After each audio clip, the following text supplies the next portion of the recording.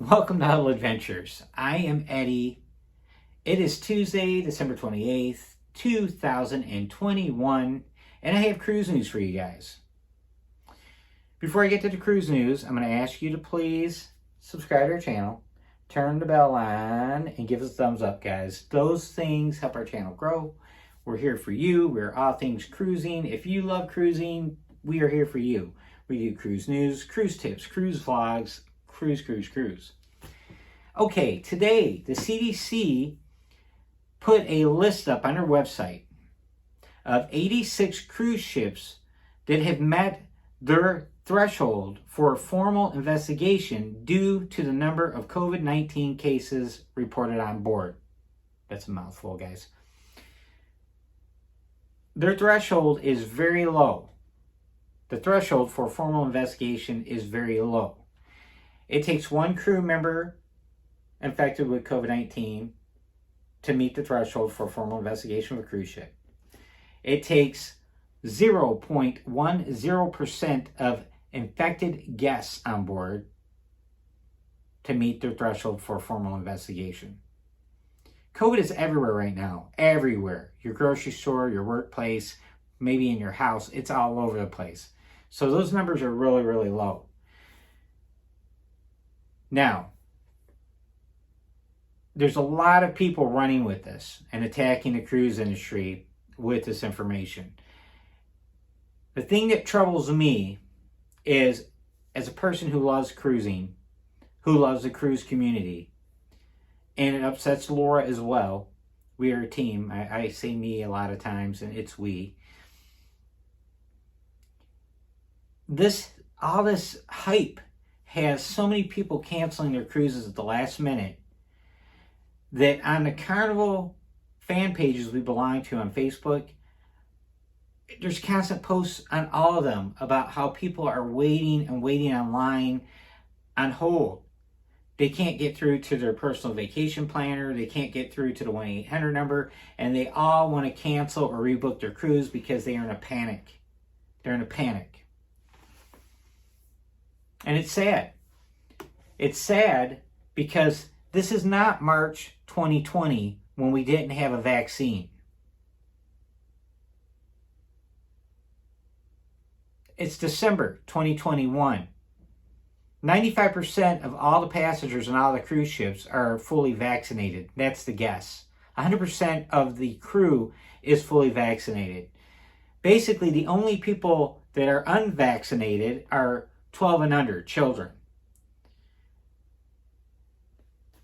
Of the cases that have been reported recently over the last 10 days, it's been under 1% of the total ship population infected. Less than 1% of total guests and crew infected.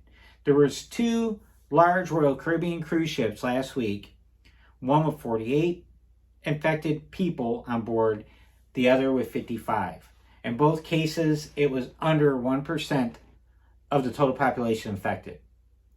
Of those infected, the majority of them have no symptoms. None. They had no symptoms.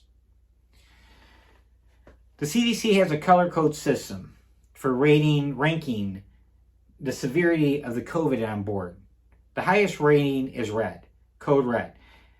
That means at red that the CDC believes that particular cruise ship's medical staff is overwhelmed and incapable of caring for the number of COVID patients on board. There's none of those 86 or 89, 95, whatever the number is. Every news agency is reporting a different number. None of those cruise ships are code red. None of them. And it is because of the infected people on board. Hardly any of them have any symptoms. So that doesn't become a medical staff, a care issue. It becomes a logistic issue for guest services because they have to quarantine the people and the people can't be out of the room, and then they'll get room service, and that creates a whole nother level of guest service work and issues and logistics and problems, okay? And the cruise ships are already ready for that. They're ready for that. Okay, now you're talking less than 1% of the entire population on board. They're calling these things outbreaks. It's an outbreak. Oh, it's an outbreak. It's going crazy. People are panicking. And the sad thing is, so many people will not slow down and really look at the information, look at the numbers, and think about it. They would rather just panic. And that the cruise industry can't afford that. We can't afford that. None of us can afford that. We can't, cripple the cruise industry because they're the only industry being held to these just insane standards. There's no other tourist business or industry being held to these kind of standards as the cruise lines are. If they applied the same standards to the airline industry, there wouldn't be one plane in the air. It's just ridiculous, guys. So with that said, I'm going to tell you the same thing I keep telling you over and over again. Don't panic. Stay calm. Stay calm. Okay? This is going to be okay. We're all going to be okay. It's not March 2020. We have a vaccine. The vaccine is designed to limit the symptoms and severity of the virus, and it is doing that. It's doing that. Now, I would tell you, if those 55 people were, coughing out their lungs and were, on ventilators and they were just severely sick, then I would be telling you, oh my God, maybe we need to do something. That's not the case, guys. That's not the case. So let's just stick to the facts. Let the people that are beating their drums and playing politics with this, ignore them. And just sail on, guys.